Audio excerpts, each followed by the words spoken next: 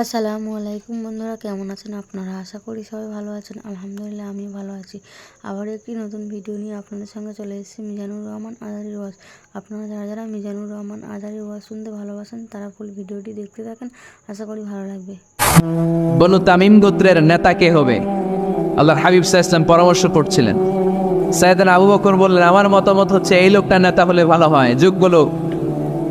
ওমরে ফারুক বললেন, না উনি না, আবু বকর যেটা বলেছে ওইটা না, আমার মনে হয় এই লোকটা নেতা হলে ভালো হয়। আবু বকর বললেন, না ওমর তুমি বুঝো না, আমি যারে বলছি সে ভালো। ওমরে ফারুক বলে, না আবু বকর, আমি যাকে বলেছি সে ভালো। এরকম মতামত দিতে দিতে, তর্ক করতে করতে বিশ্বনবীর গলার চাইতে সাহাবীদের গলার আওয়াজ বড় হয়ে গিয়েছে। আল্লাহ এটা আরশের উপর থেকে বরদাস্ত করে নাই। আল্লাহ বলেছেন, খবরদার, লা তারফাউ আসওয়াতাকুম ফাওকা সাওতিন নবী, নবীর কণ্ঠের চাইতে তোমাদের কণ্ঠ যেন উঁচু হয়ে না যায়। আমার নবীকে আমি তোমাদের বন্ধু বানিয়েছি, তোমাদের কাছে রেখেছি, তার মানে এই নয় যা মন চায় তাই নবীর সাথে আচরণ করবা, ঠিক কি না? কখনো যেন নবীর কণ্ঠের চাইতে কণ্ঠ উঁচু হয়ে না যায়। যদি নবীর গলার আওয়াজের চাইতে তোমাদের গলার আওয়াজ উঁচু হয়ে যায়, তোমাদের জীবনের সব নেক আমলগুলোকে আমি বাতিল করে দেব। আল্লাহ দমক দিয়ে বললেন, খবরদার, ইয়া আইয়ুহাল্লাযীনা আমানু লা তারফাউ আসওয়াতাকুম ফাওকা সাওতিন নবী ولا تجنروا له بالقول كجهر بعضكم لبعض أن تحبط أعمالكم وأنتم لا تشعرون। পড়েন সুবহানাল্লাহ। আল্লাহ বললেন, খবরদার, আমার নবীর কণ্ঠের চাইতে যেন তোমাদের কণ্ঠ উঁচু হয়ে না যায়। আমার হাবিবের কণ্ঠের চাইতে তোমাদের কণ্ঠ যদি উঁচু হয়ে যায়, বেয়াদবি হয়ে যাবে, ফলে তোমাদের সব নেক আমল বাতিল করে দিবে কে? এই আয়াত নাজিল হওয়ার পরে সাহাবারা কেউ বিশ্বনবীর সামনে এসে বড় গলায় কথা বলেন, আস্তে আস্তে বলেন। কেমনে বলে? ওমরে ফারুক এই আয়াত শুনে এত ভয় পেলেন, তিনি বিশ্বনবীর কাছে কোনো কথা নিয়ে আসলে ফিস ফিস করে বলতেন। বিশ্বনবী শুনতে পেতেন না, বলতেন, এই ওমর কি বলছো, বুঝি নাই, জোরে বলো। ওমরে ফারুক সাউন্ড বাড়িয়ে জোরে বলতেন। বিশ্বনবী বলতেন, এই কি বলেছ, এদিকে আসো, জোরে বল, আমি শুনতে পাচ্ছি না, ওমর আরো জোরে বল। ওমরে ফারুক আবার একটু সাউন্ড বাড়িয়ে আবার বলতে আরম্ভ করতেন। বিশ্বনবী বলতেন, আমি শুনতে পাচ্ছি না, জোরে বলো। সুবহানাল্লাহ। পড় ভয়, খবরদার, নবীর কণ্ঠের চাইতে যদি কণ্ঠ উঁচু হয়ে যায়, সব নেক আমল বাতিল করে দিবে কে? আপনারা যারা হজ উমরা করেছেন, হজ আর উমরা করতে পেরেছেন কারা কারা দেখি? মাশাআল্লাহ। যারা করতে পারি নাই আমরা, আমাদেরকেও যেন আল্লাহ তাআলা তৌফিক দান করে, আমরা পড়ি আমিন।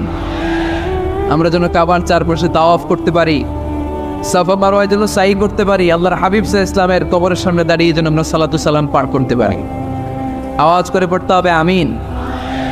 বিশ্বনবী সাল্লাল্লাহু আলাইহি ওয়াসাল্লামের কবরের উপরে এই আয়াতটা লেখা, যে আয়াত নিয়ে আমি এখন আপনাদের সামনে আলোচনা করছি। লা তারফাউ আসওয়াতাকুম ফাওকা সাওতিন নবী। দেখছেন না হাজী সাহেবরা, দেখে আসছেন না? আপনি যখন মসজিদে নববীতে নামাজ পড়বেন, আল্লাহর হাবিব সাল্লাল্লাহু আলাইহি ওয়াসাল্লামের কবর জিয়ারতের জন্য যখন রওনা হবেন, সর্বপ্রথম বাম দিকে পড়বেন রাউদাতুম মিন রিয়াদিল জান্নাহ। এই জায়গাটা হলো দুনিয়ার বুকে জান্নাতের বাগান সমূহ থেকে একটা বাগান। আপনি হাঁটতে থাকবেন, হাঁটতে হাঁটতে রাউদাতুম মিন রিয়াদিল জান্নাহ পার হওয়ার পরে বাম দিকে পড়বে বিশ্বনবীর কবর। বিশ্বনবীর কবরের সামনে দাঁড়িয়ে কোনো উম্মত সহ্য করতে পারে নাকি? ধৈর্য ধারণ করতে পারে নাকি? আজীবন যেই নবীর কথা শুনলাম, আজীবন যেই নবীর হাদিস চর্চা করলাম, আজীবন যেই নবীর ভালোবাসা হৃদয়ের মধ্যে ধারণ করলাম, ওই নবী নাকি এই জায়গায় শোয়া, ওই নবী নাকি এখানে শুয়ে আছে, এটা কল্পনা করলে কোনো উম্মত ধৈর্য ধারণ করতে পারে? কলিজাটা ছিঁড়ে খান খান হয়ে যায়, চিৎকার দিয়ে নবীর ডাক দিতে মনে চায়, কিন্তু আল্লাহ বলেছেন, খবরদার, কবরের উপরে এই আয়াতটা লেখা, লা তারফাউ আসওয়াতাকুম ফাওকা সাওতিন নবী। খবরদার, এটা নবীর দরবার, এখানে বড় গলায় চিৎকার চেঁচামেচি করে কোনো আওয়াজ করা যায় না। চিল্লায় বলেন ঠিক কি না? এজন্য আল্লাহ বললেন, লা তারফাউ আসওয়াতাকুম ফাওকা সাওতিন নবী, খবরদার নবীর কণ্ঠের চাইতে যেন কণ্ঠ উঁচু হয়ে না যায়। এই আয়াতের হুকুম আল্লাহ হাবিব সাল্লাল্লাহু আলাইহি ওয়াসাল্লামের জীবদ্দশা অবস্থায় যেমন ছিল ঠিক এখনও এটারে বলবৎ রেখেছে কে? তাই ওইখানে আল্লাহর হাবিব সাল্লাল্লাহু আলাইহি ওয়াসাল্লামের কবরের সামনে বুক ফেটে কান্না আসে, আমার নবী, আমার পেয়ারা নবী এখানে, পেয়ারা রাসূল শুয়ে আছে, এটা জেনেও আমি চিৎকার দিতে পারি না, আমি হই হুল্লোড় করতে পারি না, আমি লাফাতে পারি না, আমি শুধু চোখের পানি ছেড়ে আমার নবীরে সালাম পাঠাতে পারি। ঠিক কিনা? এই আয়াতের হুকুম শুধু নবীর ক্ষেত্রেই প্রযোজ্য নয়, আব্বা আম্মার ক্ষেত্রেও প্রযোজ্য। আব্বা আম্মার সামনে দাঁড়িয়ে বড় গলায় কথা বলা যাবে? উস্তাদ আল-আসাতিজা যারা আমাদেরকে শিখিয়েছেন তাদের সামনে বড় গলায় কথা বলা যাবে না। আধ্যাত্মিক গুরু, ইসলামী আন্দোলনের নেতা, ধর্মীয় নেতা, ওনাদের সামনেও চোখ রাঙিয়ে কথা বলা যাবে না। চিল্লায় বলেন ঠিক কিনা? লা তারফাউ আসওয়াতাকুম ফাওকা সাওতিন নবী। আদব নাই সমাজে, আদব নাই, এজন্য এত মহা সমস্যা। তাহলে প্রথম মেসেজ হচ্ছে আল্লাহর হাবিব যা বলেছেন ওইটাই ফাইনাল, ওইটার উপরে কোনো কথা আছে? দ্বিতীয় মেসেজ হচ্ছে নবীর দরবারে দাঁড়িয়ে বড় গলায় কথা বলা যাবে। 3 নম্বরে আল্লাহ বললেন, ইয়া আইয়ুহাল্লাযীনা আমানু ইন জাআকুম ফাসিকুন বিনাবাইন ফাতাবায়ানু। ও বিশ্বাসীরা, ও ঈমানদার বান্দারা, তোমাদের সামনে যদি কোনো পাপাচারী, কোনো ফাসিক যদি কোনো খবর নিয়ে আসে, খবরটা বিশ্বাস করার আগে যাচাই করে নিও। ফাতাবায়ানু ইয়ানি ফাতাসাব্বাতু আন সিহহাতিল খবর, খবরটা সহি কিনা যাচাই করার দরকার আছে না নাই? ইন জাআকুম ফাসিকুন বিনাবাইন ফাতাবায়ান। ফেনীবাসী মনোযোগ দিয়ে শোনেন, কেউ যদি কোনো তথ্য নিয়ে আসে, খবর নিয়ে আসে, শুনেই হুট করে বিশ্বাস করা যাবে না। ফেসবুকে প্রায় বিভিন্ন ফেক নিউজ আছে না নাই? রুমর, গুজব আছে না নাই?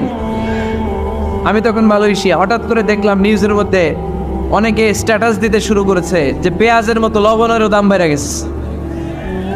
এটা কি সত্য নিউজ না গুজব? জোরে বলেন। গুজব। আসলে কি লবণের দাম বাড়ছিল? বাড়ে নাই, কিন্তু না জেনেই অনেকে শেয়ার দিচ্ছে। এই জন্য ফেসবুকে কোনো নিউজ যদি আপনি দেখতে পান, শুনতে পান, verify, justify the news whether it's true or wrong. Check, make a cross check and double check regarding the authenticity of the report. এই রিপোর্টটা সঠিক কিনা ভেরিফাই করবেন আগে, তারপরে শেয়ার মারবেন। অনেকে আছে সিলে কান নিয়ে গেছে, শুনে সিলের পিছনে দৌড়। আগে কি সিলের পিছনে দৌড়াবেন নাকি কানে হাত দিবেন? নিউজ একটা দেখলে শেয়ার দেওয়া যাবে, কি করবেন? যাচাই করব, যাচাই করবেন। You have to cross check, you have to justify the news, you have to verify the news. আমরা প্রায় নিউজ একটা দেখলেই শেয়ার দেই। হয়তো একটা ভুল নিউজ আপনি শেয়ার দিয়েছেন, এই ভুল নিউজের কারণে পুরো সমাজের মধ্যে গোলমাল, এর দায়ভার আপনার কাঁধেই বর্তাবে। আওয়াজ করে বলেন ঠিক কিনা? এই ভুয়া নিউজগুলোতে আমাদের খুব আগ্রহ। ফেসবুক নিজের মন মতো ব্যবহার করা যাবে না। প্রায় ফেসবুকে অনেক রুমর পাবেন, গুজব, অনেক স্ক্যান্ডাল। অমুক নেতার গোপন ভিডিও ফাঁস, তো অমুক নেতার গোপন ভিডিও ফাঁস, তোর কি হয়েছে? তোর সমস্যা কি? ওইটা তোর শেয়ার দেওয়া লাগবে কেন? চিল্লায় বলে ঠিক কিনা? মানুষের দোষ আমরা গোপন করতে পারি না। মান সাতারা মুসলিমান সাতারাহুল্লাহু ফিদ দুনিয়া ওয়াল আখিরাহ। যে অন্যের দোষ দেখে গোপন রাখে, তার দোষগুলো গোপন রাখবে কে? ওমান কাশাফা মুসলিমান কাশাফাহুল্লাহু ফিদ দুনিয়া ওয়াল আখিরাহ। যে অন্যের গোপন বিষয় প্রকাশ করে দেয়, ওর গোবরও কিয়ামতের ময়দানে ফাঁস করে দিবে কে? আপনি 10 জনের সামনে অন্যের গোপন বিষয় ফাঁস করবেন, আল্লাহ লাখো মানুষের সামনে আপনারা ন্যাংটা করে ছেড়ে দিবে। লক্ষ মানুষের সামনে আপনার গোবর ফাঁস করে দিবে। খবরদার, অন্যের পিছনে লাগিয়ে থাকেন না, অন্যের দোষ খুঁজেন না, দোষ খুঁজবেন নিজের। ইন জাআকুম ফাসিকুন বিনাবাইন ফাতাবাইয়ান। মুমিন কোনো তথ্য, কোনো সংবাদ, কোনো রিপোর্ট কিংবা নিউজ শুনলেই বিশ্বাস করে না। মুমিন আগে এটাকে যাচাই করে, বাছাই করে, জাস্টিফাই করে, ভেরিফাই করে, তারপরে সে বিশ্বাস করে। ঠিক কিনা? আল্লাহর হাবিব সাল্লাল্লাহু আলাইহি ওয়াসাল্লাম বনুল মুস্তালাকের যুদ্ধে জয়লাভ করলেন। হারিস ইবনে মিরার বনুল মুস্তালিকের নেতা। শুনতেছেন আপনারা? কষ্ট হচ্ছে? আচ্ছা, হারিস ইবনে মিরার বললেন, ইয়া রাসূলুল্লাহ, আমরা ইসলাম ধর্ম গ্রহণ করলাম, কি কি নিয়ম মানতে হবে? আল্লাহর হাবিব সাল্লাল্লাহু আলাইহি ওয়াসাল্লাম বললেন, সালাত পড়বে, যাকাত দিবে। উনি বললেন, তাহলে যাকাত নেন। আল্লাহর হাবিব বললেন, না, এই তো মাত্র কালিমা পড়ে মুসলমান হলে হাদানিল হাউল, 1 বছর অতিক্রান্ত হওয়ার পরে যাকাত দেবে। আল্লাহর হাবিব সাল্লাল্লাহু আলাইহি ওয়াসাল্লাম মদিনায় ফিরে আসলেন। 1 বছর পর আল ওয়ালিদ ইবনে উতবা রাদিয়াল্লাহু তাআলা আনহুকে পাঠালেন, যাও বনুল মুস্তালিকের 1 বছর পূর্ণ হয়েছে, যাকাতের সম্পদ নিয়ে আস। এইদিকে হারিস ইবনে মিরার যাকাতের সম্পদ নিয়ে, সৈন্যবাহিনী নিয়ে, নবীর দূত আসবে যাকাত কালেকশনের জন্য, ওনার জন্য মেহমানদারিতে কোনো ঘাটতি না হয়, ওয়েল রিসিপশন দেওয়ার জন্য এলাকা থেকে বের হয়ে মরুভূমির সামনে দলবল নিয়ে দাঁড়িয়ে ওয়ালিদ ইবনে উতবা যখন যাকাতের সম্পদ কালেক্ট করার জন্য বনুল মুস্তালিকের ওদিকে যেতে শুরু করেছে, এলাকায় ঢোকার আগেই দেখে বনুল মুস্তালিকের লোকেরা ঘোড়সাওয়ার বাহিনী দাঁড়ায় আছে। এই দৃশ্য দেখে ওয়ালিদ ইবনে উতবা মনে করেছে বনুল মুস্তালিক মনে হয় তাকে হত্যা করার জন্য দাঁড়িয়ে রয়েছে। আসলে কি হত্যার জন্য দাঁড়ায় আছে? কি জন্য দাঁড়ায় আছে? ওয়েলকামিং রিসিপশন দেওয়া। উনি ভয় পেয়ে অ্যাবাউট দ্যাট তথ্য যাচাই না করে মনে করছে আমারে মারবে ধরবে, about turn return back to Medina. মদিনায় চলে গেলেন, যে বলে, ইয়া রাসূলুল্লাহ, বনুল মুস্তালিক যাকাত দেওয়া তো দূরের কথা, এগুলো তো সব কাফের হয়ে গেছে। ইয়া রাসূলুল্লাহ, ওরা তো মনে হয় কাফের হয়ে গিয়েছে, যাকাত প্রদান করা তো দূরের কথা, মারার জন্য সৈন্যবাহিনী নিয়ে ডাক করেছে। বিশ্বনবী রেগে গেলেন। খালিদ বিন ওয়ালিদের নেতৃত্বে 1000 সৈন্যবাহিনী পাঠিয়ে বললেন, যাও বনুল মুস্তালিক অ্যাটাক করো, বনুল মুস্তালিকে অভিযান চালাও। আল্লাহ বললেন, নবী অভিযান করে চালান। জাআকুম ফাসিকুম বিনাবাইন ফাতাবায়ান। সুবহানাল্লাহ পড়েন। নবী, হে, অভিযান পড়ে চালান।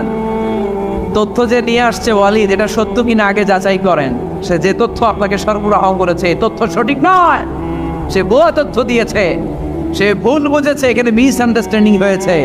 আপনি 1000 সৈন্যবাহিনী পাঠাবেন, আপনার 1000 সৈন্যবাহিনী যে যদি বনুল মুস্তালিককে অ্যাটাক করে, তাহলে অ্যাটাকে কোনো ক্ষয়ক্ষতি হলে সবটার দায়ভার আপনার কাঁধেই বর্তাবে। চিল্লায় বলেন ঠিক কিনা?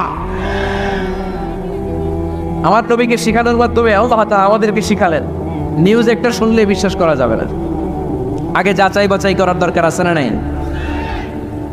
আছে। আপনার বন্ধু এসে বললো, আরে দোস্ত তুমি এইখানে, ভাবিরও তো দেখলাম বাজারে আরেক লোকের সাথে ঘুরতেছে। আপনি রেগে ভেঙে আগুন, অফিস থেকে বাসায় যায় বউরে কিন, আইজো মায়ের কাইলো মায়ের, এরকম হতে পারে না? আপনার বন্ধু হয়তো আপনার ওয়াইফের মতো আরেকজন মহিলাকে দেখেছে, এটা হতে পারে কি পারে না? আপনার ওয়াইফকে যে কিছু করেন নাই, ক্রস চেক করেন নাই, না করে আপনি ঝগড়া মারামারি শুরু করে দিয়েছেন। এই ছোট্ট ঝগড়া থেকে বিচ্ছেদের দিকে, ডিভোর্সের দিকেও যেতে পারে, এরকম আছে না নাই? এরকম অনেক বুড়ি বুড়ি কেস আমাদের কাছে আছে। নিউজ যাচাই না করে, গুজব আর রুমর যাচাই না করে সিদ্ধান্ত নিয়েছে, পরে মাথার মধ্যে চাপড়ায়, নিজের কপালে নিজে চাপড়ায়, এরকম আছে না নাই? তাহলে আল্লাহ তাআলার দেয়া 3 নম্বর গাইডলাইন হচ্ছে, কোনো তথ্য শুনেই বিশ্বাস করা যাবে না, আগে যাচাই করতে হবে। আগে কি করতে হবে? যাচাই করব। যাচাই বাছাই ছাড়া আজ থেকে ফেসবুকে আমরা আর কোনো নিউজ শেয়ার দিবেন?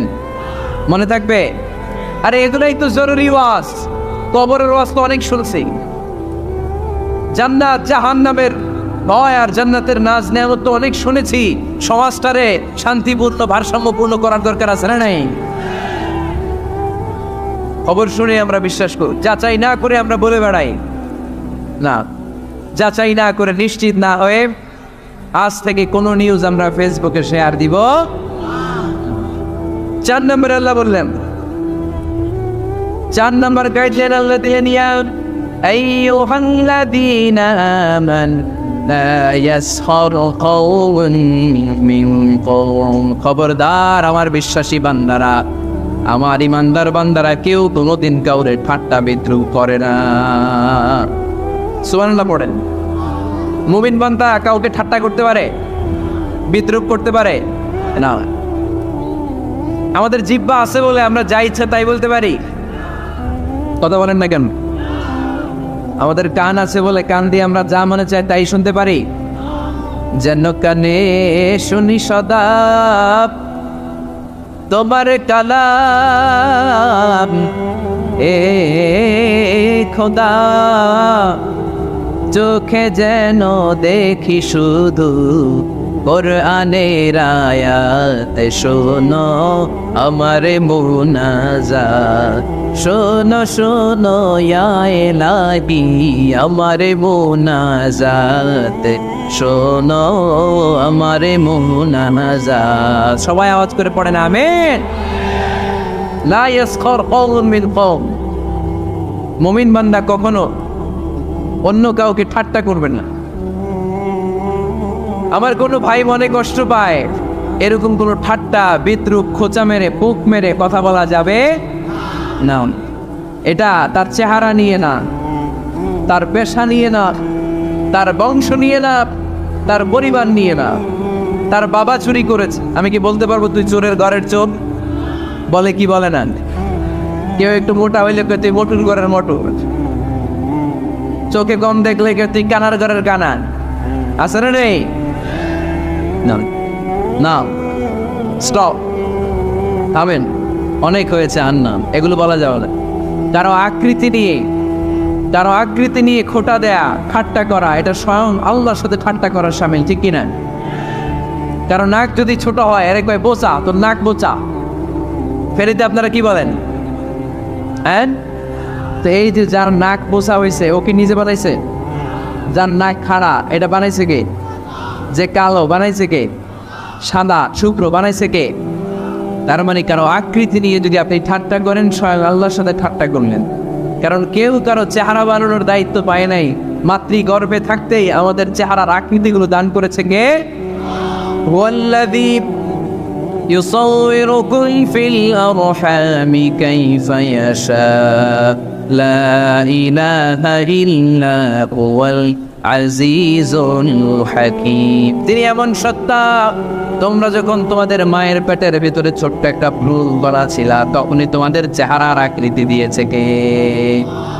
মায়ের পেটে থাকতেই কে ছেলে হবে, কে মেয়ে হবে, কে সুশ্রী হবে, কে শ্যামলা হবে, কার নাক লম্বা হবে, কারটা খাটো হবে, এগুলো ফিক্স করে রেখেছে কে? এজন্য কখনো কারো চেহারা, কারো আকৃতি নিয়ে ঠাট্টা বিদ্রুপ করা যাবে, কারণ এই চেহারা আমরা বানাই নাই, বানাইছে কে? প্রত্যেককে যদি আল্লাহ তাআলা প্রত্যেকের নিজের চেহারা ডিজাইন দেওয়ার সুযোগ দিত, তাহলে আমরা আমাদের চেহারা কি এরকম বানাইতাম? কি করতাম? আপনাকে যদি আপনার চেহারা তৈরি করার ডিজাইন আল্লাহ দিত, যে তুমি যেমন মনে চাই নিজের চেহারাটার ডিজাইন দাও, কেমন বানাতেন নিজেকে? কথা বলেন, কয়েকজন বলেন না? হ্যাঁ, সবচাইতে সুন্দর, সবচাইতে সুন্দর করে আমি আমার অবয়বটাকে তৈরি করতাম। কোনো নারীকে যদি তার চেহারার ডিজাইন তৈরি করার সুযোগ আল্লাহ দিতেন, সে নারী তাকে বিশ্ব সুন্দরী করে তৈরি করে, ঠিক কিনা? এটা আল্লাহ আমাদেরকে দেয় নাই, এটা আল্লাহ তাআলা নিজ হাতে রেখেছে, নিজে করেছে। তাই কারো আকৃতি নিয়ে ব্যঙ্গ করলে স্বয়ং আল্লাহর সাথে ব্যঙ্গ করার শামিল, চিল্লায় বলেন ঠিক কিনা? সাইয়েদনা ইবনে মাসউদ রাদিয়াল্লাহু তাআলা আনহুর পায়ের নড়া ছিল চিকন। হাদিসে এসেছে দাকিকুস সাকাইন, ওনার পা দুইটা ছিল চিকন। খেজুর পাড়ার জন্য ইবনে মাসউদ রাদিয়াল্লাহু তাআলা আনহু যখন খেজুর গাছে উঠলেন, সাহাবারা সাইয়েদনা ইবনে মাসউদের পা দেখে হাসাহাসি শুরু করে দিল। বিশ্বনবী বললেন, খবরদার খবরদার, ইবনে মাসউদের চিকন পা দেখে তোমরা এসো না। ইবনে মাসউদের চিকন পা দেখে তোমরা হাসো। কিয়ামতের ময়দানে ইবনে মাসউদের এই চিকন পা গুলো যদি মিজানের পাল্লায় রেখে দেওয়া হয়, এই পা দুইটার ওজন উহুদ পাহাড়ের চেয়ে ওজন হয়ে যাবে। এজন্য খবরদার, জিহ্বা আছে বলে যে কোনো কমেন্ট করবেন না। এই আবার কি হয়েছে দেখ, আওয়াজ কেন?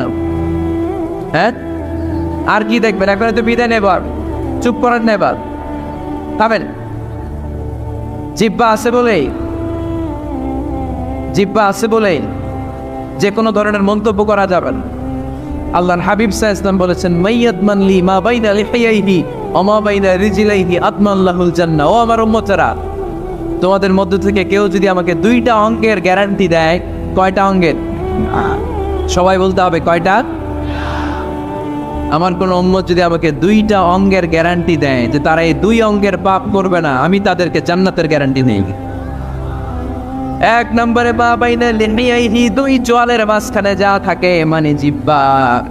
আমার কোন উম্মত যদি আমার গ্যারান্টি দেয় জিহ্বা দিয়ে কোনো মিথ্যা বলবে না, কাউরে বাজে কথা বলবে না, ঠাট্টা বিদ্রুপ করবে না, জিহ্বা দিয়ে যে পাপ কাজগুলো হয় এগুলো করবে না, আর 2 রানের মাঝখানে যে অংশ আছে লজ্জাস্থান, এই 2টা অঙ্গের গ্যারান্টি যদি আমার কোন উম্মত আমারে দেয়, আমি আমার ওই উম্মতকে জান্নাতের গ্যারান্টি দিয়ে দেব। খবরদার ফেনীবাসী, খবরদার। মন চাইলেই যা মনে চাই মুখ দিয়ে বলা যাবে। আমার রাসূল সাল্লাল্লাহু আলাইহি ইসলামের 11 জন স্ত্রী, এর মধ্যে একজন স্ত্রী ছিলেন একটু স্থূল আকৃতির, মানে মোটা। কি ছিলেন জানেন ওই স্ত্রীর নাম কি? সফিয়া। ইনাও সফিয়া বিনতে হুয়াই ইবনে আখতাব। উনি আল্লাহর হাবিব সাল্লাল্লাহু আলাইহি ইসলামের সব স্ত্রীদের মধ্যে থেকে একটু স্থূলকার ছিলেন, একটু ফেটি ছিলেন, মোটা ছিলেন। আম্মা জান আয়েশা একবার ওনার প্রতি রেগে আল্লাহ রাসূল সাল্লাল্লাহু আলাইহি ইসলামের কাছে বিচার দিলেন যে আপনার মুটকি বউ। আল্লাহর হাবিব সাল্লাল্লাহু আলাইহি ইসলাম এই কথা শুনে রেগে গেলেন।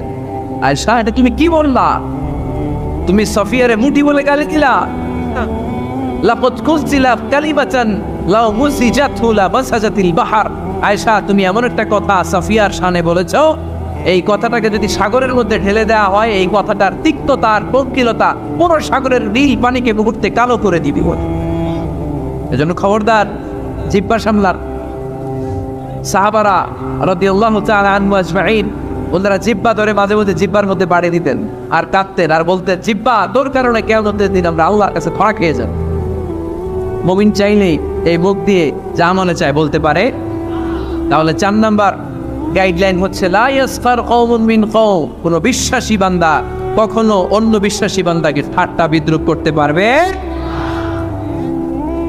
5 নম্বরে আল্লাহ বললেন ওয়ালা তালমিজু আনফুসাকুম, খবরদার অন্যের দোষ খুঁজবা না। ও আমার বিশ্বাসী বান্দারা, নিজের দোষ খোঁজো, অন্যের দোষ খোঁজো না। দেখেন সমাজটারে শান্তিপূর্ণ বানানোর জন্য আল্লাহর পক্ষ থেকে কি সুন্দর মোরাল অ্যান্ড এথিক্যাল ইনস্ট্রাকশনস, কি চমৎকার গাইডলাইন। অন্যকে ঠাট্টা করো না।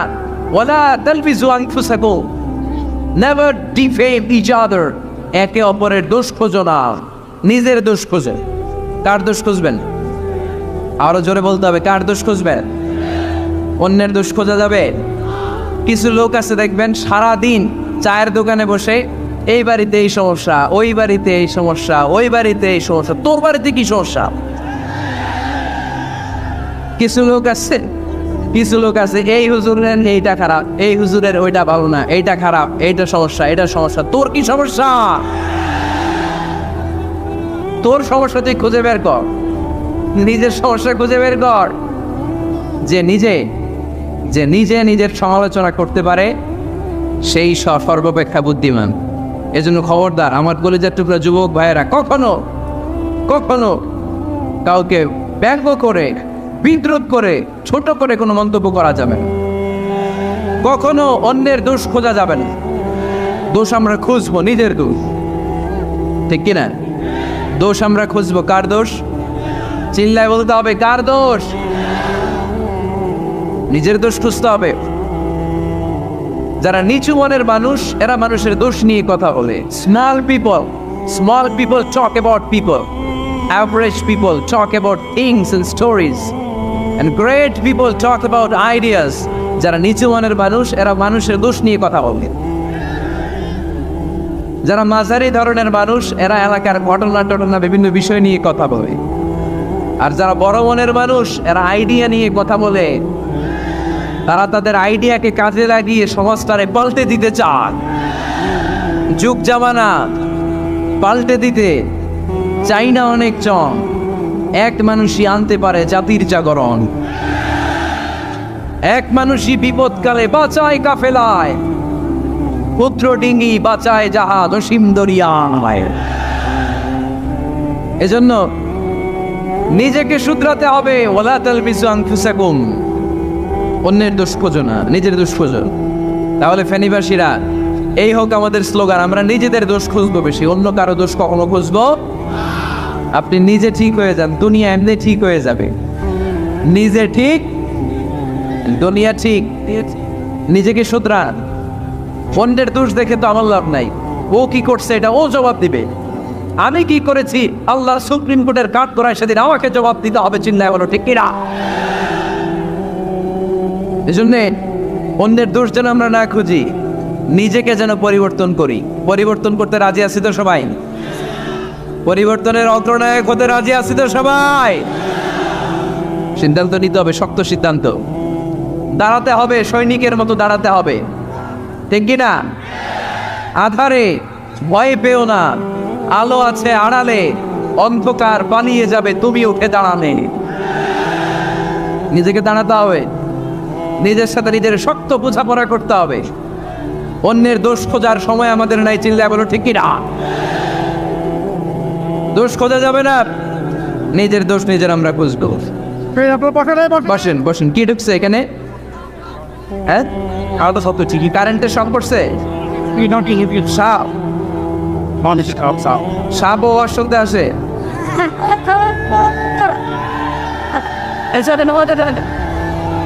মাশাআল্লাহ। এইখানে এইখানে শ্রোতা হিসেবে আছে বীর মুজাহিদ, মেরে ফেলছে এটারে। ঠিক আছে, ঠিক আছে, ঠিক আছে, বসেন।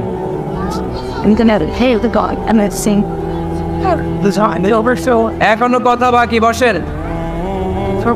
একটা আওয়াজ হবে না, একটা আওয়াজ হবে না। আবার আওয়াজ হয় এখানে। তাহলে ফেনীর ভাইয়েরা অন্যের দোষ খুঁজবো না, নিজের দোষ খোঁজা যাবে? যাবে যাবে? ক্লান্ত হয়ে গেছেন? কষ্ট হচ্ছে? তারপরে 7 নম্বরে আল্লাহ বললেন ওয়ালা তানাবাজু বিল আলকাব, ওয়ালা তানাবাজু বিল আলকাব। এই চলেন, এই আমি এখনই উঠে যাব, বিদায় নিচ্ছি। বসো, বসেন ভাই, বসেন। এগুলো অনেক জরুরি কথা, মনোযোগ দিয়ে শুনেন। ওয়ালা তানাবাজু বিল আলকাব, মানুষকে মন্দ নামে ডেকো না। অনেকের নাম চেঞ্জ করে ডাকি, আছে না নাই? না, আমার কলিজার টুকরা ফেনীর ভাইয়েরা, আজ থেকে কখনো কারো নাম চেঞ্জ করে আমরা ডাকবো না। যে নামে তাকে ডাকলে সে খুশি, আমরা ওই নামে ডাকবো, পারবো তো? কারণ প্রত্যেকের নামটা প্রত্যেকের কাছে বড্ড দামি, প্রত্যেকের নামটা প্রত্যেকের কাছে বড্ড প্রিয়। আপনার নাম কি? লিটন ভাই, মাহুল হক লিটন ভাই। আপনার কাছে মনে হইতে পারে আরে লিটন একটা নাম হইলো, তো কত আছে আমাদের এলাকায়। না, এলাকায় অনেক আছে ঠিক, কিন্তু লিটন ভাইয়ের কাছে লিটন নামটা খুব আদরের, যত্নের, ঠিক কিনা? আমার নাম কি? আমার নাম মিজান। আরে মিজান একটা নাম হইলো নাকি? কত নাম আছে মিজান, এলাকার সিপাই পৈরাস। এটা ঠিক, অনেক নাম আছে মিজান নামে, কিন্তু যেহেতু এটা আমার নাম, আমার কাছে এই নামটা বড় দরদের, বড় যত্নের, বড় আদরের। কারণ এই নামটা আমার পরিচয় বহন করে। ভাইয়ের নাম কি? স্বপন। স্বপন ভাই এলাকায় অনেক আছে না? তো সিম্পল একটা নাম, কিন্তু না, স্বপন মিয়াজি ভাইয়ের কাছে এটা সিম্পল না, এই নামটা ওনার কাছে বড় যত্নের। মানুষ তার নাম খুব পছন্দ করে নিজের নামের, কারণ দেখবেন কাগজ আর কলম পাইলে সবাই নিজের নাম লেখে, তাহলে নিজের নামের সিগনেচার দেয়, আসলে নেন। এরপরে দেখবেন যে কক্সবাজারে গেলে সাগরের তীরে বালু পাইলেই বালুতে নিজের নাম লেখে, আবার ওই নামের পাশ দিয়ে লাভও আগে, আসলে নাই? আমি অনেক দেখেছি, সাগর পারে গেলেই মানুষের মন উথাল পাতাল করে। তো সাগরের বালিতে নিজের নামটা বড় করে লেখে চারদিক দিয়ে লাভ, মানে এই নামটারে আমি লাভ করি। এটা প্রমাণ করে প্রত্যেকে নিজের নামটারে বড্ড বেশি ভালোবাসে, ঠিক কিনা? এজন্য ফেনীর সোনার টুকরারা, খবরদার বন্ধুরা, নিজেরা যেন একে অপরকে এমন নামে না ডাকি যে নাম শুনলে সে কষ্ট পায়। আজ থেকে কোনো বাজে নামে কাউরে ডাকা যাবে? আব্বা আম্মা আদর করে কত সুন্দর নাম রেখেছে, আবু বাকার, পরে সবাই ডাকে বকইরা, কপাল পোড়া। আব্বা আম্মা নাম রেখেছে আবু ওয়াক্কাস, ওরা ডাকে আকাইজা, কত সুন্দর নাম, আমার আল্লাহর নামের সাথে মিলিয়ে আব্দুল কুদ্দুস নাম রেখেছে, ওরা ডাকে কুদ্দুচ্চা, আছে না নাই? কবিরা গুনাহ করেছেন আপনি, কবিরা গুনাহ। It's not a simple did, সাধারণ কোনো ব্যাপার না, এগুলো সবগুলো কবিরা গুনাহ। কোনোদিন কাউকে ঠাট্টা বিদ্রুপ করে কিছু বলবো না, কখনো অন্যের দোষ খুঁজবো না, তার নাম বিকৃত করে কোনোদিন তার মনে কষ্ট দিব না, ঠিক কি না? এরপর 8 নম্বরে আল্লাহ বললেন, ইয়া আইয়ুহাল্লাযীনা আমানু ইজতানিবু কাসীরাম মিনায-যন্নি ইন্না বা'দায-যন্নি। অবিশ্বাসীরা খবরদার, অনুমান আন্দাজ নির্ভর কোনো কথা বলবে না, যেটা বলবে নিশ্চিত হয়ে বলবে। কার কথা? অনুমান নির্ভর কোনো কথা, আন্দাজ নির্ভর কোনো কথা কোনো মুমিন বলতে পারে? আমার কথা বোঝা যায়? হ্যাঁ, ফেনীবাসী কথা বোঝা যায়? ফেনী না হেনি? হ্যাঁ, আর বাড়ি হেনি, আইসাই রেনি। আপনারা কি ডাকেন, ফেনী না হেনি? ফেনী। মাশাআল্লাহ, খুব সচেতন ফেনীবাস। দেখছেন আপনাদের জেলা নিয়ে কিছু বললে খারাপ লাগে না? তো নোয়াখালী করে গালি দিয়ে না, চিটাঙ্গারে গালি দিয়ে না, কুমিল্লাবাসীদেরকে গালি দিয়ে না। আমার 64 জেলায় সুজলা সুফলা শস্য শ্যামলা, ঠিক কিনা? 64 জেলা নিয়ে আমার এই বাংলাদেশ। প্রত্যেক জেলায় আমাদের সৌন্দর্য আছে না নাই? এক এক জেলার ভাষার সাথে আরেক জেলার ভাষার কোনো মিল। সিলেটে ছিল আমার গতকাল মাহফিল, তা আমি জিজ্ঞেস করছি, ভাই সাহেব খিতা করলা, আপনারা ভালো আসেননি? তো মহা খুশি, কারণ ওদের ভাষায় কথা বলেছি, ওরা ওদের ভাষাটারে বড্ড ভালোবাসে। আমরা প্রত্যেকে আমাদের প্রত্যেকের জেলাটারে বড্ড পছন্দ করি, ঠিক কিনা? এই যে তানিবু কাসীরাম মিনায-যন্নি, আন্দাজ অনুমান নির্ভর কথা মুমিন কখনো বলতে পারে? এজন্য আল্লাহর হাবিব বললেন, ইয়াকুম ওয়ায-যন্ন ফাইন্নায-যন্না কাযাবুল হাদিস। খবরদার, তোমাদের উচিত আন্দাজ অনুমান নির্ভর কথা থেকে বেঁচে থাকা, কেননা অনুমান করে কথা বললে পাপ হয়। অনুমান করে কথা বললে কি হয়? আজকে থেকে আমার ফেনীর সোনার টুকরারা অনুমান করে আন্দাজে কোনো কথা বলবো? আমরা বলবো না, ধারণা করে কিছু বলবো না। আর ধারণা করলেও ভালো ধারণা করবি। কি ধারণা? রাস্তা দুইটা, একটা পজিটিভ আর একটা নেগেটিভ। মুমিন পজিটিভ ধারণা করে, মুমিন কখনো নেগেটিভ ধারণা করে না। তাহলে কোন দিকে যাব, পজিটিভ না নেগেটিভ? আওয়াজ করে, পজিটিভ না নেগেটিভ? যারা মুনাফিক এরা ইয়াত্তাবিউনা ইল্লা যন ওয়া ইন্না যন্না লা ইউগনি মিনাল হাক্কি শাইআ। যারা মুনাফিক এরা আন্দাজ অনুমান নির্ভর মানুষের ব্যাপারে কথা বলে, আর আন্দাজ অনুমান কখনো সত্যের বিকল্প হতে পারে না। আন্দাজ অনুমান কখনো সত্যের বিকল্প হতে পারে? এজন্য দৃষ্টিভঙ্গি বদলান, জীবনকে বদলায় দিবে কে? আমরা কখনো কোনো নেগেটিভ কথা বলিনি, অলওয়েজ পজিটিভ। অলওয়েজ কি? এই যে আমার হাতে কি দেখা যায়? পানির বোতল, তাই না? এখানে অর্ধেক পানি ভরাস। কাউকে যদি প্রশ্ন করি, ভাই কি দেখতে পাচ্ছেন? একদল বলবে এখানে অর্ধেক বোতল খালি দেখা যায়। উত্তরটা সঠিক, আসলে বোতলের অর্ধেক খালি। আবার এদিকে আরেকজনকে বললাম, ভাই এখানে কি দেখা যায়? বলবে হুজুর বোতলের অর্ধেক পানি ভরা। এটাও সঠিক উত্তর। প্রথমটা ছিল নেগেটিভ উত্তর, দ্বিতীয়টা পজিটিভ উত্তর, ঠিক কিনা?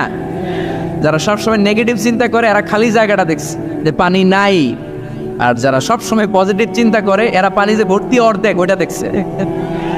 আমরা নেগেটিভের দিকে যাব না, মুসলমান থাকবে সব সময় always positive. Come back positive, not go back negative. চিল্লায় বলতে হবে, ঠিক কিনা?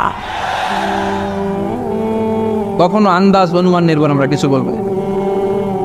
9 নাম্বার, একেবারে শেষের দিকে চলে আসছে। 9 নাম্বার আল্লাহ বললেন, খবরদার, ওয়ালা তাজাসসু, গোয়েন্দাগিরি করো না। গোয়েন্দাগিরি করা হারাম। গভর্নমেন্ট যে গোয়েন্দা বিভাগ রেখেছে এটা না, এটা দেশের আইন শৃঙ্খলা বজায় রাখার জন্য এটা জরুরি। আল্লাহর হাবিব সাল্লাল্লাহু আলাইহি ওয়াসাল্লামের নিজস্ব গোয়েন্দা ছিল, কিন্তু আমরা যে নিজেরা গোয়েন্দাগিরি করি এটারে হারাম ঘোষণা করেছে কে? অনেকে আছে দেখবেন জানলা একটা খোলা থাকলে উকি মারে। আলহামদুলিল্লাহ ফেনীতে এগুলা নাই।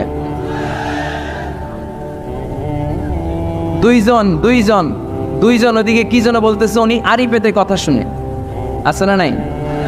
ছিদ্র একটা থাকলে উকি মারে, আছে না নাই? খবরদার, ওয়ালা তাজাসসু, গোয়েন্দাগিরি করো না। কখনো কোনোদিন কারো পারমিশন ছাড়া মোবাইলের গ্যালারি চেক করবেন না। কখনো কারো পারমিশন ছাড়া তার ফেসবুকের মেসেঞ্জারে কে কার সাথে চ্যাটিং করেছে এটা করা যাবে না। কখনো কারো পারমিশন ছাড়া তার মেইলের ইনবক্স খুলে দেখা যাবে না। কখনো কারো পারমিশন ছাড়া কারো ব্যক্তিগত চিঠি পড়া যাবে না। দিস ইজ ইসলাম, এটাই ইসলাম। আমরা ইসলামের শুধু নামাজ আর রোজা আর জিকির আর এই দাঁড়ের মধ্যে সীমাবদ্ধ করেছি। প্রত্যেকের একটা প্রাইভেসি আছে না নাই? Everyone has privacy and no one should interfere in his privacy or in our privacy. প্রত্যেকের একটা প্রাইভেসি আছে না নাই? মানুষ ছোট হলেও তার একটা সম্মান আছে না নাই? এজন্য ছোট্ট বাচ্চাদেরকে কখনো প্যান্ট খুলতে বলবেন না। অনেকে বলে আরে ছোট মানুষ খোল খোল, আরে তুই খোল, এই খোল খোল খোল, তো আছে না নাই? ওর প্রেস্টিজ আছে, ওর সম্মান আছে। খবরদার, everyone has a personal space and no one should interfere someone's personal space. কারণ পার্সোনাল স্পেসে যেন আমরা নাক না গলাই। অনেকের বদ স্বভাব ফ্যামিলি ম্যাটার নিয়ে, প্রাইভেট ম্যাটার নিয়ে কথা বলে। ভাই ভাই কি চাকরি করেন? সরকারি না বেসরকারি? সরকারি। বেতন কত? ওনার বেতন কত? এটা দিয়ে আপনার কি লাভ? ঠিক কিনা? আল্লাহর হাবিব সাল্লাল্লাহু আলাইহি ওয়াসাল্লাম কোথাও গেলেই প্রথমে মসজিদ বানাতেন। কি বানাতেন?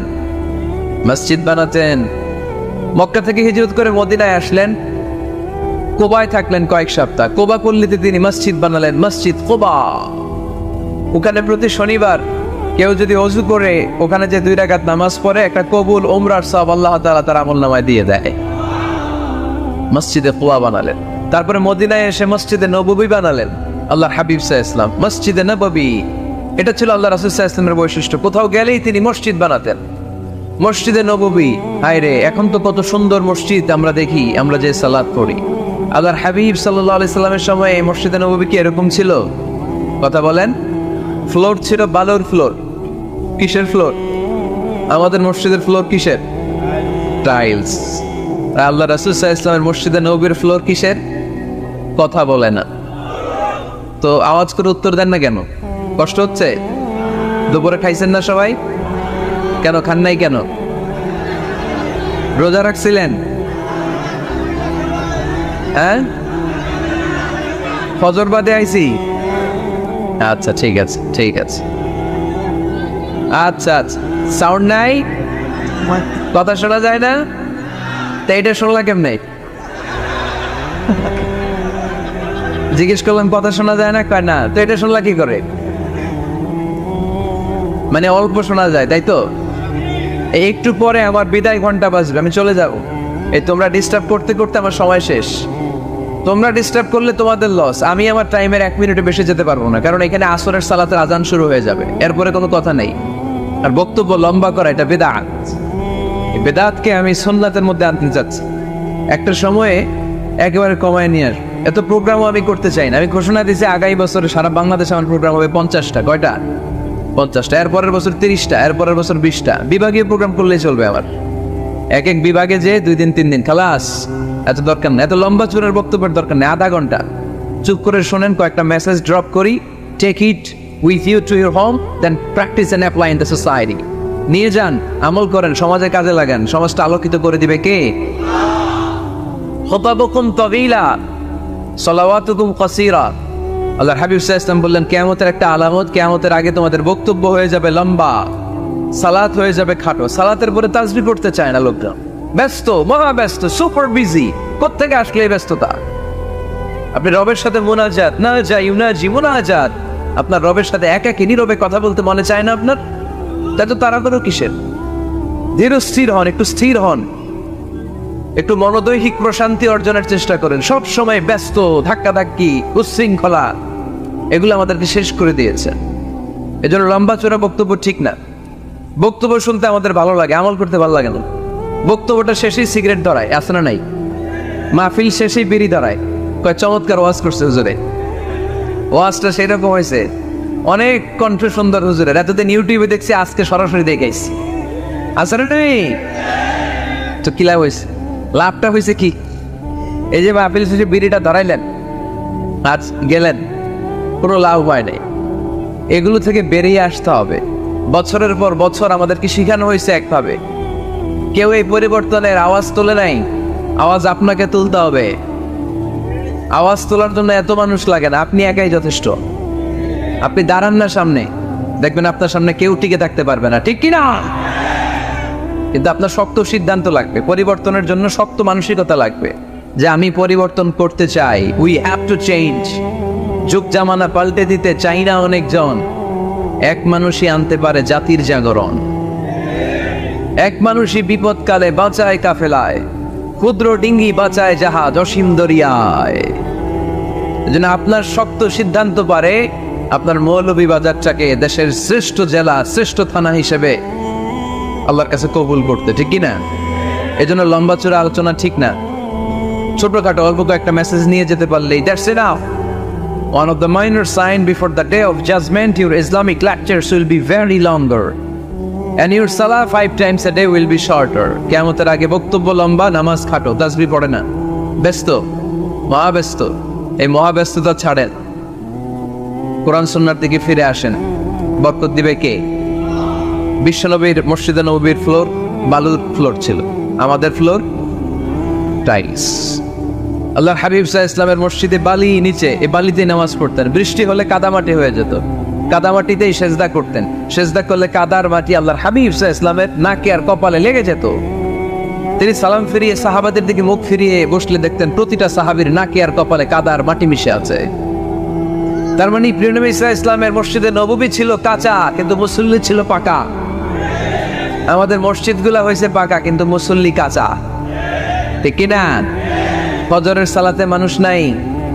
ইমাম সাহেব আছেন কে কে এলাকায়? দেখি ইমাম, মসজিদের ইমাম, মাশাআল্লাহ। আপনাদের এইখানে ওই মসজিদে ফজরের নামাজে কয় কাতার হয়? 5 জন 6 জন।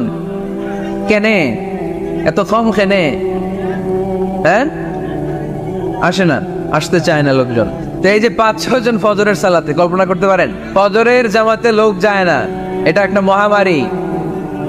যেদিন ফজরের জামাতের দৃশ্য আর জুমার নামাজের দৃশ্য একরকম হয়ে যাবে, ওই দিনই বাংলাদেশে ইসলাম কায়েম হয়ে যাবে। এখন স্লোগান তোলে বিপ্লব বিপ্লব, ইসলামে বিপ্লব। আর ফজরের সময় আমি কম্বলের ভিতরে, আছে না নাই? কোনো বিপ্লব হবে না। ফজরের নামাজ জামাতে পড়ুন, সকালটারে বরকতময় করে দিবে কে? আল্লাহর হাবিব সাল্লাল্লাহু আলাইহি ওয়াসাল্লামের মসজিদ ছিল সবার জন্য উন্মুক্ত, এখানে সবাই আসতে পারতেন। এজন্য মসজিদ হবে সবার। আমরা মসজিদের আবাদকারী হতে চাই। এজন্য রাব্বুল আলামিন বলেন, ইন্নামা ইয়া'মুরু মাসাজিদাল্লাহি মান আমানা বিল্লাহি ওয়াল ইয়াউমিল আখির ওয়া কামাস সালাতা ওয়া আতাজ যাকাতা ওয়া লাম ইয়াখশা ইল্লাল্লাহ فعسى أولئك أن يكونوا من المهتدين। সুবহানাল্লাহ পড়েন। রব্বুল আলামিন বললেন মসজিদের আবাদকারী হবে তারা যারা আল্লাহর প্রতি ঈমান আনে, আখিরাতের প্রতি ঈমান আনে, যারা সালাত কায়েম করে, যারা যাকাত আদায় করে, যারা দুনিয়ার কাউকে ভয় পায় না, ভয় পায় একজনকে। চিল্লায় বলেন তিনি কে? যাদের হৃদয়ে আছে আল্লাহর ভয়, তারা কবু পথ ভুলে যায় না। আল্লাহর প্রেম ছাড়া এই দুনিয়া কারো কাছে কোনো কিছু চায় না, ঠিক কিনা? তাহলে যারা মসজিদের আবাদকারী এরা ভয় পায় একজনকে, চিল্লায় বলেন তিনি কে? মসজিদের আবাদকারীদের প্রথম গুণ, তারা আল্লাহ বিশ্বাস করে, তারা আখিরাতে বিশ্বাস করে, তারা সালাত কায়েম করে, তারা যাকাত আদায় করে, তারা আল্লাহ ছাড়া পৃথিবীর কাউরে ভয় পায় না। আল্লাহ বলেন ফাআসা উলাইকা আইয়াকুনু মিনাল মুহতাদিন। আশা করা যায় তারাই হলো হেদায়েতের রাস্তার উপরে আছে, ঠিক কি না? তারাই মসজিদের আবাদকারী, যারা মসজিদে যায়, সালাত আদায় করে। এখন মসজিদের আবাদকারী আপনি হতে চান, আপনি মসজিদে যান না, আপনি আবাদকারী হতে পারবেন? মসজিদের অনেক সভাপতি আছে, মসজিদে যায় না, আছে না নাই? মৌলভীবাজারে এই সমস্যা বোধহয় নাই। মসজিদের সেক্রেটারি মসজিদে যায় না, আছে না নাই? তাহলে হইলো, এটা হইলো, এটা মেনে নেওয়া যায়? এজন্য সভাপতি সাহেবরা, আপনি কষ্ট করে মসজিদ বানিয়েছেন, মসজিদে যাবেন। সভাপতি সাহেব আপনি মসজিদে যাবেন, সেক্রেটারি সাহেব আপনি মসজিদে যাবেন, তাহলে আপনি সঠিক মসজিদের আবাদকারী হবেন, ঠিক কিনা? আমরা মসজিদের আবাদকারী হতে চাই, ইনশাআল্লাহ পড়েন। উমরানুল মাসাজিদ, মসজিদের আবাদ কি করে করতে হয়? মসজিদ আবাদ করার এক নাম্বার মাধ্যম হচ্ছে মসজিদ নির্মাণ করা। কি করা? নির্মাণ করা। খেয়াল করবেন, আল্লাহর হাবিব সাল্লাল্লাহু আলাইহি ওয়াসাল্লাম বলেছেন, মান বানা মসজিদান মিন মালিহি ফিদ দুনিয়া বানাল্লাহু লাহু বাইতান ফিল জান্নাহ। যে ব্যক্তি নিজের পকেটের টাকা খরচ করে দুনিয়াতে মসজিদ বানায়, আল্লাহ তাআলা তার জন্য জান্নাতে ঘর বানায়। 60টা জিনিস মানুষ মরে যাওয়ার পরে তার কবরে পৌঁছতে থাকে। ইন্না মিম্মা ইয়ালহাকুল মুমিন মিন হাসানাতিহি বা'দা মাউতিহি, মানুষ মরে যাওয়ার পরেও যে 60টা জিনিস তার কবরে পৌঁছায়, তার মধ্যে একটা হচ্ছে মসজিদান বানাহু, সে যে মসজিদ বানিয়ে গিয়েছে ওই মসজিদের সওয়াব। সুবহানাল্লাহ পড়েন। আপনি টাকা দিয়ে মসজিদ বানিয়ে দিলেন, ওই মসজিদে মুসল্লিরা নামাজ পড়ে, রোজাদাররা এসে ওখানে ইফতার খায়, তাহাজ্জুদ আদায়কারীরা তাহাজ্জুদ পড়ে, তাদের সওয়াবের কমতি হবে না, কিন্তু তাদের সওয়াবের একটা পার্সেন্টেজ সওয়াব যে ব্যক্তি মসজিদ বানালো তার আমলনামায় আল্লাহ ঢুকিয়ে দেয়। এজন্য বেশি বেশি মসজিদ বানাতে রাজি আছেন তো? তাহলে মসজিদ আবাদ করার প্রথম মাধ্যম হচ্ছে মসজিদ বানানো। 2 নম্বর মাধ্যম হচ্ছে মসজিদে যে জামাতে সালাত আদায় করা। জামাতে সালাতুল জামাআ তাফদুলু সালাতাল ফারযি বি27 দারাজা। ঘরে নামাজ পড়লে একা একা পড়লে যেই সওয়াব, জামাতে পড়লে 27 গুণ বেশি সওয়াব। সুবহানাল্লাহ বলতে পারলেন না? হে নামাজি আমার ঘরে নামাজে পড়ো আজ, দিলে মে তোমার চরণ তলে হৃদয় যায় না আমাজ। হে নামাজি আমার ঘরে নামাজে পড়ো আজ, দিলে মে তোমার চরণ তলে হৃদয় যায় না আমাজ। পড়েন আল্লাহু আকবার। কি সুন্দর লিখেছেন কাজী নজরুল ইসলাম। মসজিদ কেমন যেন মসজিদ তার নিজের ভাষায় আল্লাহর কাছে কেঁদে কেঁদে ফরিয়াদ জানায়, আল্লাহ নামাজিরা আমার ঘরে আসে না, কি সুন্দর টাইলস, কি সুন্দর মুসল্লা, কি সুন্দর এয়ার কন্ডিশন, সব আছে কিন্তু মুসল্লি নাই, ঠিক কিনা? মসজিদগুলো আল্লাহর কাছে ফরিয়াদ জানায়। এজন্য আমরা যেন মসজিদমুখী হই। কি মুখী? আওয়াজ করে বলতে হবে, কি মুখী? মসজিদমুখী। তাহলে মসজিদ আবাদের 1 নম্বর পদ্ধতি মসজিদ বানানো। 2 নম্বর মসজিদে বেশি বেশি যে জামাতে সালাত আদায় করা। 3 নম্বরে মসজিদের সাথে সম্পর্ক জুড়ে দাও, হৃদয়টা যেন সবসময় মসজিদের সাথে লেগে থাকে। আল্লাহর হাবিব সাল্লাল্লাহু আলাইহি ওয়াসাল্লাম বললেন, সাবআতুন ইউযিল্লুহুমুল্লাহু ফি যিল্লি ইয়াওমা লা যিল্লা ইল্লা যিল্লু। 7 শ্রেণীর ব্যক্তিকে আল্লাহ তাআলা কিয়ামতের দিন আরশের নিচে ছায়া দিবে, যেদিন আল্লাহর আরশের ছায়া ছাড়া কোনো ছায়া পৃথিবীতে থাকবে না। সেই দিনটা কি এই দিনের মতো? কিয়ামতের দিনটা আজকের এই দিনের মতো হবে? 50,000 বছর হবে। এটা লেন্থ, এটা ডিউরেশন। কা'ন সাফসাফা লা তারা ফিহা ইওয়াজা ওয়ালা আমতা, লেভেল প্লেইন ফিল্ড, তামার জমিন। একটু কল্পনা করেন তো ওই দিনটা কত ভয়ঙ্কর। বাবা ছেলেরে চিনবে না ওই দিন, ছেলে বাবারে চিনবে না, স্ত্রী স্বামীকে চিনবে না, স্বামী স্ত্রীকে চিনবে না, পীর সাহেব মুরিদ চিনবে না, মুরিদ পীর সাহেবকে চিনবে না, নেতা কর্মীকে চিনবে না, কর্মী নেতাকে চিনবে না। হায় হায়, ইয়া নাফসি বলে কাঁদবে। সূর্যটা মাথার কাছে চলে আসবে, সূর্যের তাপে মাথার মগজগুলো গলে গলে নাকের ছিদ্র আর কানের ছিদ্র দিয়ে টপ টপ করে বেয়ে বেয়ে পড়বে। তৃষ্ণায় মানুষগুলো পাগল পাড়া, জিহ্বাটা বের হয়ে নাভি পর্যন্ত ঝুলতে থাকবে। সেদিন সবাই পাগলের মতো ছুটতে থাকবে, কোনো ছায়া নাই আল্লাহর আরশের ছায়া ছাড়া। আল্লাহর হাবিব বললেন, 7 শ্রেণীর ব্যক্তিকে আল্লাহ তাআলা আরশের নিচে ছায়া দিবেন। এর মধ্যে 1 শ্রেণীর ব্যক্তি রাজুলুন কলবুহু মুআল্লাকুন বিল মাসাজিদ, ওই ব্যক্তি যার হৃদয়টা সবসময় আল্লাহর মসজিদের সাথে লেগে থাকে। মসজিদের সাথে যার হৃদয় লেগে থাকে তাকে আরশের নিচে ছায়া দিবে কে? এজন্য মসজিদের সাথে যেন আমাদের হৃদয়গুলো লেগে থাকে। অনেকেই দেখবেন এত ভালো নামাজে, জোহর পরে টেনশন করে আসরটা কই পড়বো, আসর পরে চিন্তা করে মাগরিবের সময় আমি কোথায় থাকবো, মাগরিবের সময় টেনশন, ইস এশাটা হয়ে গেলেই তো শেষ। এরকম লোক আছে না নাই? এদেরকে সেই কঠিন ভয়াবহ দিনে আরশের নিচে ছায়া দিবে কে? তারপরে মসজিদ আমাদের 4 নাম্বার পদ্ধতি মসজিদকে পরিচ্ছন্ন রাখা, মসজিদকে ঝাড়ু দেয়া। মসজিদকে যারা পরিষ্কার করে তাদের হৃদয়ের যন্ত্রণা দূর করে দেয় কে? সাইয়েদনা ইব্রাহিম আলাইহিস সালাম এবং ইসমাঈল আলাইহিস সালামকে আল্লাহ তাআলা আদেশ করেছেন, তাহহিরা বাইতিয়া লিত-তাইফিনা ওয়াল আকিফিনা ওয়ার রুকআইস সুজুদ। এই ইব্রাহিম ইসমাইল বাপ বেটা দুইজন মিলে মসজিদ ঝাড়ু দাও। কি ঝাড়ু দাও? মসজিদেরি ঝাড়ু বড়দার ও কমারে হাত শোনো আমারে মুনাজাত। পড়েন, শোনো শোনো ইয়া ইলাহি আমারে মুনাজাত, শোনো আমারে মুনাজাত। পড়েন আমিন। মসজিদ ঝাড়ু দাও মসজিদ আমাদের অন্তর্ভুক্ত। আপনারা কেউ কোনোদিন মসজিদ ঝাড়ু দিছেন নাকি? আমিও দিছি মসজিদ ঝাড়ু, অনেক দিছি। মাশাআল্লাহ, আল্লাহ তুমি কবুল করো। যাদের হৃদয়ে বড় জ্বালা, ফ্যামিলিতে সুখ নাই, শান্তি নাই, তারা হৃদয়ে প্রশান্তি আনতে চাইলে এতিমখানায় যাবেন, এতিমের মাথায় হাত বুলিয়ে দিবেন, এতিমের মুখে খাবার তুলে দিবেন। আপনার হৃদয়টারে নরম করে দিবে কে? আল্লাহর ঘর মসজিদে যাবেন, নিজ হাতে মসজিদটারে একটু পরিষ্কার করে দিবেন, আপনার জীবনটারে উজালা করে দিবে কে? তাহলে এগুলো করার মাধ্যমে আমরা মসজিদের আবাদ করতে চাই। আমরা মসজিদের আবাদকারী হতে চাই কি চাই না? আল্লাহর ঘর মসজিদ আবাদ করার মতো শ্রেষ্ঠ কাজ পৃথিবীতে হতে পারে না। এই মসজিদের কিছু আদব আছে, আল্লাহ রাসূল সাল্লাল্লাহু আলাইহি ওয়াসাল্লাম বলেছেন এই আদবগুলো মেনটেন করে যেন আল্লাহর ঘর মসজিদের সাথে আমরা ব্যবহার করি। মসজিদের 1 নম্বর আদব হচ্ছে মসজিদে ওযুর সাথে প্রবেশ করা। কিসের সাথে? ওযু করে পরিচ্ছন্ন হয়ে মসজিদে প্রবেশ করা। এজন্য অপবিত্র অবস্থায়, গোসল ফরজ, এরকম অবস্থায় মসজিদে ঢোকা যাবে?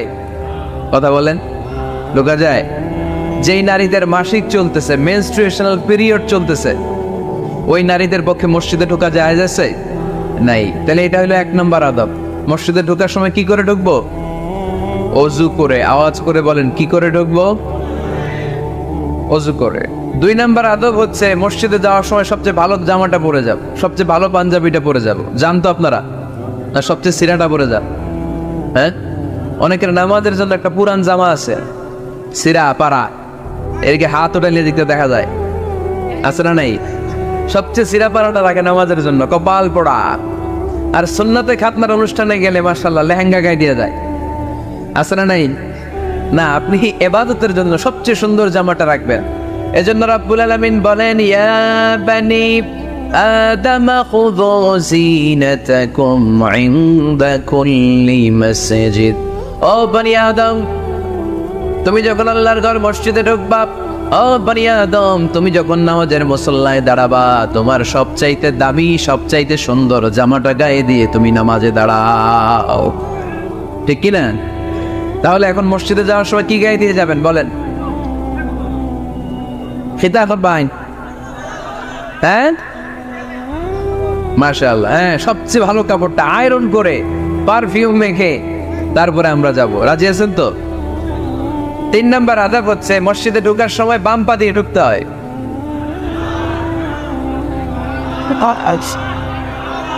কোন পা? আরো জোরে। এদের কি গুতা মারা লাগে, নাহলে আওয়াজ বাড়ে না। এরকম ভলিউম টাইট করতে হয়, ভলিউম হাই করলে এরপরে বাড়ে, এমনি বলতে চায় না। আর ঘটনা কি? হ্যাঁ, খায় নাই। বদরের যুদ্ধ হয়েছিল রমাদানে, কোনো সাহাবী খায় নাই, না খাইয়ে একেবারে সাইজ করে দিছে কাফেরদেরকে। আমরা না খেলেও আমাদের হৃদয় ইমানি শক্তি আছে না নেই? এই তো বোঝা যাচ্ছে ইমানি শক্তি আছে। এতক্ষণ ছিল কই? তো মসজিদে ঢোকার সময় কোন পা দিয়ে? এগুলো মনে থাকে আমাদের? বুঝলা যাই আমরা, খেয়াল থাকে না তো এগুলা? এত কিছু মনের মধ্যে রাখলে এগুলো মনে থাকবে কেমনে? মসজিদে ঢোকার সময় কোন পা? আরো জোরে। বের হওয়ার সময় কোন পা? মনে থাকবে? মসজিদে যখন ঢুকবেন ডান পা দিয়ে ঢুকবেন, আর দোয়া পড়বেন, আউযু বিল্লাহিল আযীম ওয়া বিওয়াজহিল কারীম ওয়া সুলতানিহিল কদীম মিনাশ শাইতানির রাজীম। বিষ্ণু ইসলাম বললেন, যে ব্যক্তি মসজিদে ঢোকার সময় এই দোয়াটা পড়বে, শয়তান আফসোস শুরু করে, সে বলে, হায় হায়, সারাদিনের জন্য তো তুই আমার ওয়াসওয়াসা থেকে বেঁচে গেলি, আজকের সারাদিনের জন্য তোরে আমি হারালাম, আজকের সারাটা দিন আল্লাহর পক্ষ থেকে প্রোটেকশন নিয়ে তুই বেঁচে গেলি, আজকের জন্য যা, কালকে তোরে আমি ধরবো। এজন্য এই দোয়াটা পড়ার দরকার আছে না? আউযু বিল্লাহিল আযীম ওয়া বিওয়াজহিল কারীম ওয়া সুলতানিহিল কদীম মিনাশ শাইতানির রাজীম। 4টা বাক্যের দোয়া। মুখস্থ করতে কষ্ট হলে যে ইউটিউবে চলে যাবে আজকেই, ওখান থেকে শুনে আপনারা মুখস্থ করে নেবেন। এই দোয়াটা পড়বেন, তাহলে ওই দিনের জন্য শয়তানের ওয়াসওয়াসা, টেম্পটেশন, প্রভোকেশন থেকে আপনি আল্লাহ তাআলার প্রোটেকশনে চলে গেলেন। সুবহানাল্লাহ পড়েন। তারপরে আল্লাহর হাবিব বললেন, ঢোকার আগে আমারে সালাম দাও। পড়বেন, আসসালামু আলাইকা আইয়ুহান নাবিয়্যু ওয়া রাহমাতুল্লাহি ওয়া বারাকাত। এই দুইটা জিনিস যখন করে ফেললেন, তখন ডান পা দিয়ে পড়বেন, আল্লাহুম্মা ইফতাহ লি আবওয়াবা রাহমাতিক। সুবহানাল্লাহ পড়েন। আল্লাহুম্মা ইফতাহ লি, ও আল্লাহ আমার জন্য তুমি খুলে দাও আবওয়াবা রাহমাতিক, তোমার রহমতের দরজা। তার মানে মসজিদে ঢুকলে রহমত পাওয়া যায় কি যায় না? ভিডিওটি ভালো লাগলে একটি লাইক, কমেন্ট ও শেয়ার করে পাশে থাকবেন বন্ধুরা। যারা যারা শেষ পর্যন্ত ভিডিওটি দেখেছেন তাদের জন্য অনেক অনেক ভালোবাসা থাকলো বন্ধুরা। আর নতুন নতুন ভিডিও পেতে চ্যানেলটিকে সাবস্ক্রাইব করে পাশে থাকবেন বন্ধুরা। ভালো থাকবেন, ধন্যবাদ।